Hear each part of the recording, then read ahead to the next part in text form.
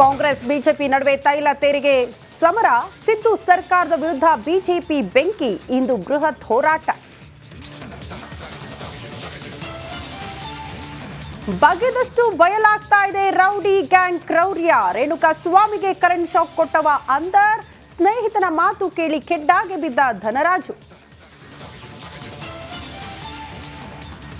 ಪವಿತ್ರ ಗೌಡಗೆ ಪೊಲೀಸರ ಡ್ರಿಲ್, ಸಾಂತ್ವನ ಕೇಂದ್ರದಿಂದ ಅನ್ನಪೂರ್ಣೇಶ್ವರಿ ಠಾಣೆಗೆ A2 ಶಿಫ್ಟ್, ಇಂದೂ ಸಹ ಮುಂದುವರೆದ ವಿಚಾರಣೆ.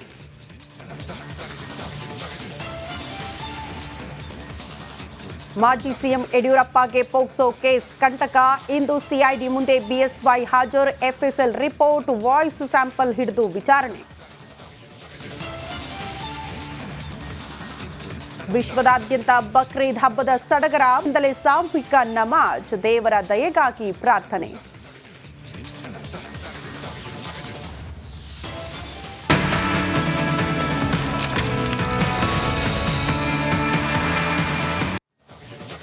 ಬಗೆದಷ್ಟು ಬಯಲಾಗ್ತಾನೆ ಇದೆ ದುಷ್ಟ ಡಿ ಗ್ಯಾಂಗ್ ಕರಾಳ ಮುಖ. ರೇಣುಕಾ ಸ್ವಾಮಿ ಬದುಕು ಇದ್ದಾಗಲೇ ನರಕ ದರ್ಶನ ಮಾಡಿಸಿತ್ತು ಈ ಡಿ ಗ್ಯಾಂಗ್. ಕರೆಂಟ್ ಶಾಕ್ ನೀಡೋ ಪ್ಲಾನ್ ಮಾಡಿದ್ದ ನಂದೀಶ್, ನಂದೀಶ್ ಜೊತೆ ಕೆಲಸ ಮಾಡ್ತಾ ಇದ್ದ ರಾಜು. ಸ್ನೇಹಿತನ ಮನೆಯಲ್ಲಿ ತಲೆಮರೆಸಿಕೊಂಡಿದ್ದ ರಾಜು ನಿನ್ನೆ ಅಂಧರಾಗಿದ್ದಾನೆ. ವಿಚಾರಣೆ ವೇಳೆ ಈ ಕೃತ್ಯದ ಪ್ಲಾನ್ ಅನ್ನ ಬಾಯ್ಬಿಟ್ಟಿದ್ದಾನೆ ರಾಜು ಅಲಿಯಾಸ್ ಧನರಾಜು. ಆರೋಪಿ ಬಳಿಯಿದ್ದ ಎಲೆಕ್ಟ್ರಿಕ್ ಮೆಗ್ಗರ್ ಮಷೀನ್ ಅನ್ನ ವಶಕ್ಕೆ ಪಡೆದುಕೊಳ್ಳಲಾಗಿದೆ ಅನ್ನೋದರ ಡೀಟೇಲ್ಸ್ ಸದ್ಯ ಸಿಗ್ತಾ ಇದೆ.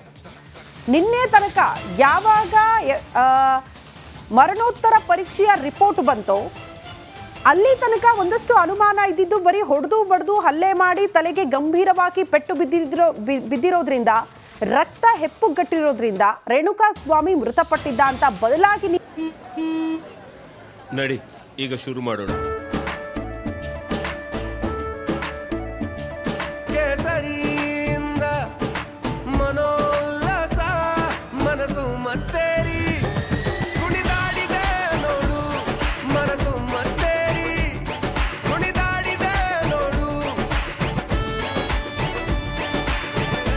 ಕ್ಷಣ ಕ್ಷಣವೂ ಆಚರಿಸಿ ಕೇಸರಿ ಹಬ್ಬ. ವಿಮಲ್ ಬಾಯಲ್ಲಿ ಹೇಳಿ ಕೇಸರಿ. ಒಂದು ಆಘಾತಕಾರಿ ಅಂಶ ಬೆಳಕಿಗೆ ಬಂತು. ಕರೆಂಟ್ ಶಾಕ್ ಇಂದ ಕೂಡ ಚಿತ್ರ ಹಿಂಸೆ ನೀಡಲಾಗಿತ್ತು ರೇಣುಕಾ ಸ್ವಾಮಿಗೆ ಅಂತ. ಹಾಗಾಗಿ ಆ ಡಿವೈಸ್ ಎಲ್ಲಿದೆ ಅನ್ನೋದನ್ನ ಪತ್ತೆ ಮಾಡೋದಕ್ಕೆ ಪೊಲೀಸರು ಮುಂದಾದಂತಹ ಸಂದರ್ಭದಲ್ಲಿ ಮತ್ತೊಬ್ಬನನ್ನ ವಶಕ್ಕೆ ಪಡೆದುಕೊಂಡ್ರು. ಆತನೇ ಈ ರಾಜು. ಅಕ್ಯೂಸ್ಡ್ ನಂಬರ್ 5, ಆರೋಪಿ ನಂಬರ್ 5 ನಂದೀಶ್ ಜೊತೆ ಕೆಲಸ ಮಾಡ್ತಿದ್ದಂತೆ ಈ ರಾಜು ಬಂದೇ ಹೇಳ್ಕೊಂಡಿದ್ದಾನೆ, ಹೌದು ಆ ಎಲೆಕ್ಟ್ರಿಕ್ ಮೆಕಾನ್ ಡಿವೈಸ್ ಇದೆ, ಇದರಿಂದಲೇ ನಾನು ಶಾಕ್ ಕೊಟ್ಟಿದ್ದೀನಿ ಅನ್ನೋದನ್ನ ಪೊಲೀಸರ ವಿಚಾರಣೆಯ ಸಂದರ್ಭದಲ್ಲಿ ಒಪ್ಕೊಂಡಿದ್ದಾನೆ ಕೂಡ. ಸದ್ಯ ಪೊಲೀಸರ ಅತಿಥಿಯಾಗಿದ್ದಾನೆ.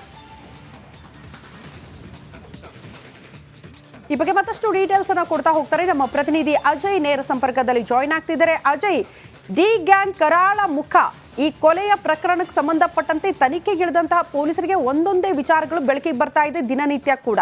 ಸೊ ಸದ್ಯ ಲಭ್ಯವಾಗ್ತಾ ಇರುವಂತಹ ಮಾಹಿತಿ, ಯಾವ ರೀತಿ ಚಿತ್ರ ಹಿಂಸೆ ನೀಡಲಾಗಿತ್ತು, ಆ ಎಲ್ಲದರ ಬಗ್ಗೆ ಮಾಹಿತಿ ಕೊಡ್ತಾ ಹೋಗೋದಾದ್ರೆ ಮತ್ತೊಂದು ಕಡೆ ತನಿಖೆ ಯಾವ ರೀತಿ ಸಾಗ್ತಾ ಇದೆ, ಇವತ್ತು ಏನೆಲ್ಲ ಪ್ರಕ್ರಿಯೆಗಳಾಗುತ್ತೆ ಅಜಯ್?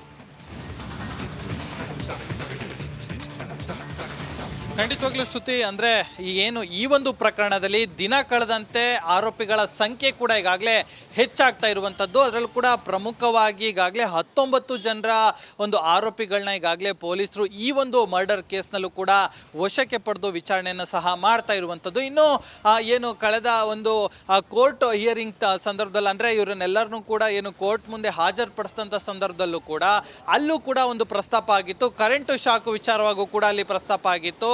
ಆ ಸಂದರ್ಭದಲ್ಲಿ ಕೂಡ ಯಾರು ಈ ಕರೆಂಟ್ ಶಾಕ್ ಕೊಟ್ಟಿದ್ದು ಅಂತ ಹೇಳಿ ಒಂದು ರೀತಿಯಾದಂಥ ಪ್ರಶ್ನೆ ಕೂಡ ಮೂಡಿತ್ತು. ಆ ಸಂದರ್ಭದಲ್ಲಿ ಗೊತ್ತಾಗಿದ್ದು ನಂದೀಶ್ ಇದ್ದಾನಲ್ಲ, ಈತನ ಸ್ನೇಹಿತ ರಾಜು ಅಂತ ಏನಿದ್ದಾನೆ ಆತ ಈ ಕೆಲಸವನ್ನ ಮಾಡಿದ್ದಾನೆ ಅಂತ ಹೇಳಿ ಏನು ಪೊಲೀಸರು ಕೂಡ ಸ್ಪಷ್ಟವಾಗಿತ್ತು. ಸೊ ಹೀಗಾಗಿ ತನಿಖೆಗೆ ಇಳಿದಂಥ ಪೊಲೀಸರು ಈಗಾಗಲೇ ಆತನನ್ನು ಕೂಡ ನಿನ್ನೆ ಅರೆಸ್ಟ್ ಮಾಡಿ ಈಗಾಗಲೇ ತಮ್ಮ ವಶಕ್ಕೆ ಕೂಡ ಪಡ್ಕೊಂಡಿರುವಂಥದ್ದು. ಅಂದರೆ ನಂದೀಶ್ ಮತ್ತು ರಾಜು ಏನಿದ್ದಾರೆ ಇಬ್ಬರು ಸಹ ರೇಣುಕಾ ಸ್ವಾಮಿಗೆ ಏನು ಕರೆಂಟ್ ಶಾಕ್ನ ಕೊಟ್ಟಿದ್ದಾರೆ ಅನ್ನೋದು ಕೂಡ ಈಗ ಈಗಾಗಲೇ ತನಿಖೆಯಲ್ಲಿ ಬೆಳಕಿಗೆ ಬಂದಿರುವಂಥದ್ದು. ಇನ್ನು ಈ ಒಬ್ಬ ಏನು ರಾಜು ಏನಿದ್ದಾನೆ ಈತ ಇದು ಈ ಕರೆಂಟ್ ಕೆಲಸವನ್ನ ಮಾಡ್ತಾ ಇದ್ದ. ಸೊ ಹೀಗಾಗಿ ಆತ ಅದರಲ್ಲಿ ಪರಿಣಿತಿ ಹೊಂದಿದ್ದ, ಮತ್ತೆ ಅದೇ ರೀತಿಯಾದಂಥ ಒಂದು ವಸ್ತು ಕೂಡ ಆತನ ಜೊತೆ ಇತ್ತು. ಅದನ್ನು ತಗೊಂಡ್ಕೊಂಡು ಬಂದು ಇಲ್ಲಿ ಕರೆಂಟ್ ಶಾಕನ್ನು ಕೊಟ್ಟಿದ್ದಾರೆ ಅಂತೇಳಿ ಈಗಾಗಲೇ ಗೊತ್ತಾಗಿರುವಂಥದ್ದು. ಈ ಒಂದು ನಿಟ್ಟಿನಲ್ಲೂ ಕೂಡ ಈಗಾಗಲೇ ಪೊಲೀಸರ ತನಿಖೆ ಕೂಡ ಮುಂದುವರಿಸಿರುವಂಥದ್ದು. ಈಗಾಗಲೇ ನಿನ್ನೆ ಆತನನ್ನು ಕೂಡ ಈಗಾಗಲೇ ಕರ್ಕೊಂಡು ಬಂದಿರುವಂಥದ್ದು, ಪೊಲೀಸರು ವಶದಲ್ಲಿರುವಂಥದ್ದು. ಇವತ್ತು ಕೂಡ ಆತನನ್ನು ಕೂಡ ಏನು ಕೋರ್ಟ್ ಮುಂದೆ ಹಾಜರುಪಡಿಸಿ ಮತ್ತೆ ಆತನನ್ನು ವಶಕ್ಕೆ ಪಡೆದು ಇನ್ನಷ್ಟು ವಿಚಾರಣೆ ಮಾಡುವಂಥ ಎಲ್ಲ ಸಾಧ್ಯತೆಗಳು ಕೂಡ ಇರುವಂಥದ್ದು. ಒಟ್ಟಿನಲ್ಲಿ ಹೇಳೋದಾದ್ರೆ ಶ್ರುತಿ, ಈಗಾಗಲೇ ಪ್ರತಿದಿನ ಒಂದಲ್ಲ ಒಂದು ದೊಡ್ಡ ದೊಡ್ಡ ಬೆಳವಣಿಗೆಗಳು ಕೂಡ ಈ ಒಂದು ಕೇಸ್ನಲ್ಲಿ ಕೂಡ ಆಗ್ತಿರುವಂಥದ್ದು. ಎಲ್ಲರಲ್ಲೂ ಕೂಡ ಈಗಾಗಲೇ ಮಹಜರ್ ಪ್ರಕ್ರಿಯೆ ಕೂಡ ಎಲ್ಲ ಆರೋಪಿಗಳಿಗೂ ಕೂಡ ಬಹುತೇಕ ಮುಗಿಸಿರುವಂಥದ್ದು. ಇನ್ನು ನಟ ದರ್ಶನ್ ಕೂಡ ಈಗಾಗಲೇ ಮೈಸೂರಿಗೂ ಕರ್ಕೊಂಡೋಗಿ ಮಹಜರ್ ಮಾಡುವಂಥ ಪ್ರಕ್ರಿಯೆ ಕೂಡ ಬಾಕಿ ಇರುವಂಥದ್ದು. ಅದು ಇನ್ನು ಯಾವಾಗ ಮಾಡ್ತಾರೆ ಎಂಬುದು ಕೂಡ ಇನ್ನಷ್ಟು ಖಚಿತವಾದಂಥ ಮಾಹಿತಿ ಸದ್ಯಕ್ಕಿಲ್ಲ. ಆದರೆ ದಿನ ಕಳೆದಂತೆ ಆರೋಪಿಗಳ ಸಂಖ್ಯೆ ಮಾತ್ರ ಹೆಚ್ಚುತ್ತಾನೆ ಇದೆ ಅಂತಾನೆ ಹೇಳ್ಬೋದು ಶ್ರುತಿ. ಅಜಯ್, ಈಗ ಬಂಧಿತ ರಾಜು ಅಲಿಯಾಸ್ ಧನರಾಜು, ಈತನ ಹಿನ್ನೆಲೆ ಏನು? ಈ ಪ್ರಕರಣದಲ್ಲಿ ಈತ ಹೇಗ್ ಭಾಗಿಯಾದ?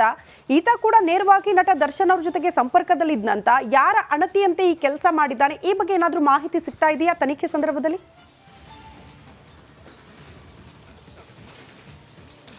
ಖಂಡಿತವಾಗ್ಲೂ ಶ್ರುತಿ, ಏನಂತಂದ್ರೆ ಈತನಿಗೆ ಇಲ್ಲಿ ನಟ ದರ್ಶನ್ ಜೊತೆಗೆ ಯಾವುದೇ ರೀತಿಯಾದಂಥ ನೇರವಾದ ಸಂಪರ್ಕ ಇಲ್ಲ. ಆದರೆ ನಂದೀಶ್ ಇದನ್ನಲ್ಲ, ಆತನ ಸ್ನೇಹಿತ ಈತ ರಾಜು ಆಗಿರ್ತಾನೆ. ಆದರೆ ಈತ ಒಂದು ರೀತಿ ಎಲೆಕ್ಟ್ರಿಕಲ್ ಕೆಲಸವನ್ನ ಮಾಡ್ಕೊಂಡಿರ್ತಾನೆ. ಸೊ ಹೀಗಾಗಿ ನಂದೀಶ್ನ ಏನು ಸಹಾಯನ ನಂದೀಶ್ ಜೊತೆ ಈತ ಇರೋದ್ರಿಂದಾಗಿ ಆತನ ಸಹಾಯದಿಂದ ಈತನನ್ನು ಕರ್ಕೊಂಬರ್ತಾರೆ. ಇಲ್ಲಿ ಕರ್ಕೊಬಂದು ಆ ಒಂದು ಏನು ಡಿವೈಸ್ ಇರುತ್ತೆ, ಏನು ಕರೆಂಟ್ ಶಾಕ್ ಕೊಡುವಂಥ ಡಿವೈಸು, ಆ ಒಂದು ಡಿವೈಸ್ನಿಂದ ಇಲ್ಲಿ ಕರೆಂಟ್ ಶಾಕ್ನ ಕೊಟ್ಟಿದ್ದಾರೆ ಅಂತ ಹೇಳಿ ಗೊತ್ತಾಗಿರುವಂಥದ್ದು. ದರ್ಶನ್ಗೂ ಈತನ್ಗೂ ಅಥವಾ ಯಾವುದೇ ರೀತಿಯಾದಂಥ ಏನು ಸಂಪರ್ಕ ಇರಲಿಲ್ಲ. ನಂದೀಶ್ ಏನ್ ಮಾಡ್ತಾನೆ, ಈತನನ್ನ ಕರ್ಕೊಬಂದು ಅವತ್ತು ಯಾವ ರೀತಿಯಾಗಿ ಎಲ್ಲ ಚಿತ್ರಹಿಂಸೆ ಕೊಡ್ಬೋದು ಆ ರೀತಿ ಎಲ್ಲದು ಕೂಡ ಪ್ಲಾನ್ ಮಾಡಿರ್ತಾರೆ. ಅದರಲ್ಲೂ ಕೂಡ ಇದು ಒಂದು ಭಾಗ ಅಂತಾನೆ ಹೇಳ್ಬೋದು ಶ್ರುತಿ. ಓಕೆ ಅಜಯ್, ಧನ್ಯವಾದಗಳು ತಮ್ಮೆಲ್ಲ ಮಾಹಿತಿಗೆ.